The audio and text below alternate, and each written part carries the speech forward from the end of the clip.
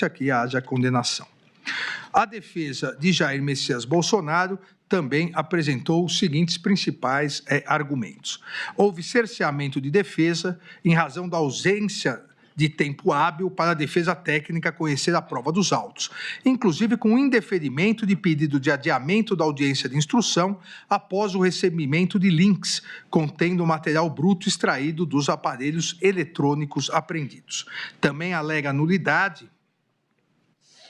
que essa nulidade se agravou e aprofundou o cerceamento de defesa, porque os defensores foram proibidos de participar das audiências e dos interrogatórios dos denunciados que ficaram em outros núcleos. O acordo de colaboração premiada de Mauro César Barbosa Cid, segundo a defesa de Jair Messias Bolsonaro, é nulo, e o delator não tem credibilidade, pois mentiu reiteradamente. Segundo a defesa de Jair Messias Bolsonaro, o colaborador descumpriu o acordo e as cautelares que lhe foram impostas de forma alternativa à sua prisão preventiva, por meio de conversas mantidas em perfil de terceiro na rede social Instagram,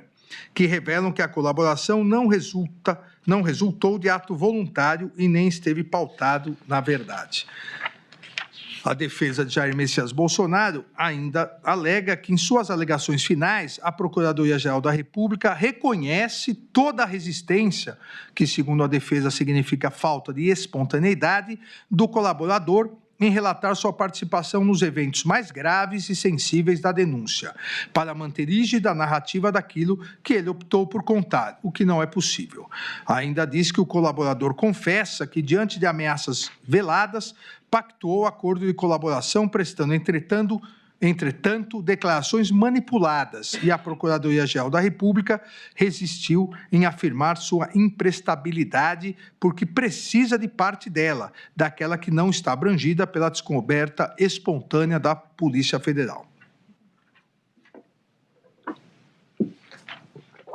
O tema e o debate relativo ao voto impresso, diz a defesa de Jair Messias Bolsonaro, ocuparam a campanha eleitoral em 2022. E foi nesse contexto de campanha eleitoral e debate político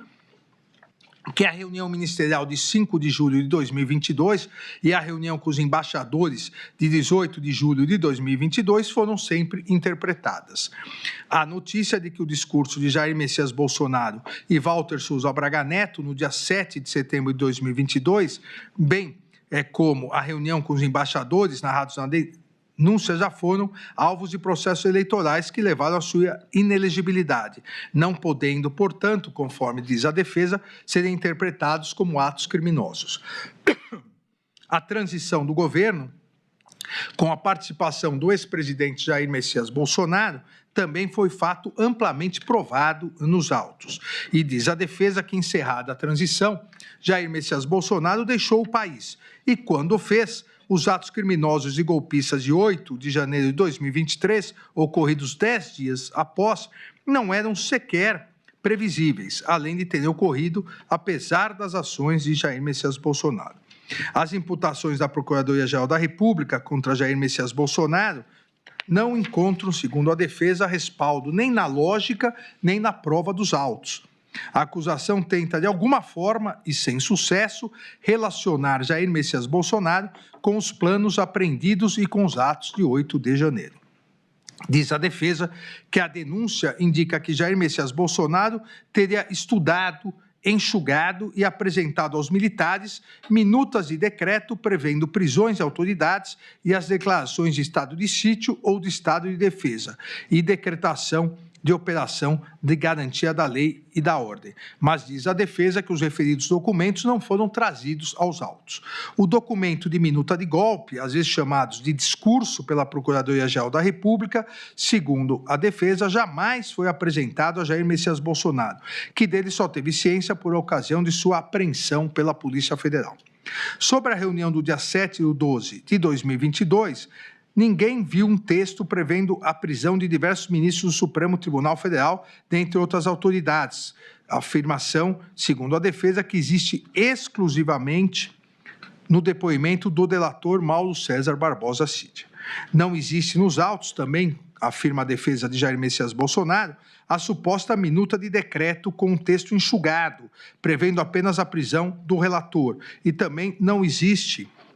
em lugar nenhum dos autos, nem mesmo em depoimentos, o documento que a acusação diz ter sido apresentado pelo réu Paulo Sérgio Nogueira de Oliveira aos 3 comandantes das Forças Armadas no dia 14 de dezembro de 2022. A defesa de Jair Messias Bolsonaro continua afirmando, no sentido de que não ficou comprovada a existência de qualquer pedido por parte de Jair Messias Bolsonaro para a movimentação das tropas e que não há descrição de participação de Jair Messias Bolsonaro em nenhum outro fato, e muito menos com os planos Punhal Verde Amarelo, Operação Luneta e Copa 2022. A acusação traria apenas a presunção de que o plano Punhal Verde Amarelo teria sido elaborado para Jair Messias Bolsonaro no Palácio do Alvorada, quando foi registrada a entrada do general Mário Fernandes no prédio, sem ter produzido qualquer prova de que houve entrega de qualquer documento ou encontro com o então presidente da República. Ainda diz a defesa que a Procuradoria-Geral da República imputa ao réu, como se atos criminosos fossem, os seus discursos eleitorais e suas manifestações com críticas ao sistema eletrônico de votação. Continua afirmando que, excluída a punibilidade dos atos preparatórios, não há dúvidas que as condutas imputadas pela Procuradoria-Geral da República, consubstanciadas em lives com críticas ao sistema eletrônico de votação, reuniões ministeriais e com embaixadores e outras reuniões, tratam-se, na pior das hipóteses, de atos preparatórios não tipificados. Ainda diz a defesa, não existir qualquer correspondência dos comportamentos imputados a Jair Messias Bolsonaro com a violência ou grave ameaça exigidas pelos tipos penais previstos nos artigos 359-L, 359-M do Código Penal. E diz que, mesmo se adotada a versão da denúncia, não se pode afirmar que a reunião ocorrida no dia 7 de dezembro de 2022 tenha sido um ato executório dos crimes de abolição violenta do Estado Democrático de Direito e de golpe de Estado, pois isso pressupõe um governo constituído, circunstância inexistente em 7 de 12 de 2022. Ainda diz não se poder alegar que a tentativa estaria caracterizada, dado que, entre aspas, o golpe tentado não se consumou pela fidelidade do Exército, não obstante o desvirtuamento de alguns dos seus integrantes e da aeronáutica, a força normativa democrática em vigor, que foi a afirmação feita pela Procuradoria-Geral da República. E a defesa diz que a tentativa não estará caracterizada, pois não se aperfeiçoou qualquer ato de início de execução que pudesse ativar a incidência de uma circunstância alheia à vontade do agente, uma vez que não houve qualquer assinatura do decreto. A tentativa, diz a defesa, existe a tentativa de atribuição de responsabilidade penal sem a imputação de qualquer conduta a Jair Messias Bolsonaro no que diz respeito à utilização indevida da estrutura da Polícia Rodoviária Federal e da ABIN paralela. No que diz respeito aos atos de 8 de janeiro de 2023, também a defesa de Jair Messias Bolsonaro diz não ser possível falar, como pretende a Procuradoria-Geral da República, em participação por instigação em crimes multitudinários. A estrutura governamental, então instalada no Palácio do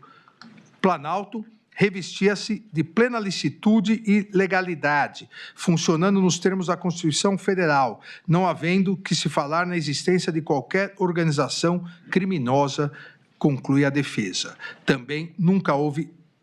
qualquer cooperação criminosa de Jair Messias Bolsonaro com os demais denunciados na PEC 12 e 100. Por fim, a defesa diz que as condutas criminosas narradas na acusação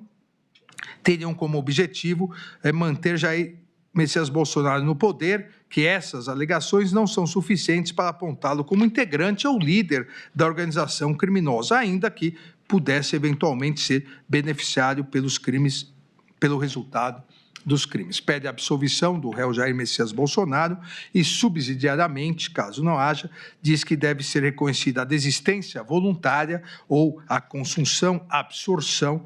ou ainda concurso formal entre os delitos previstos nos artigos 359-L e 359-M do Código Penal.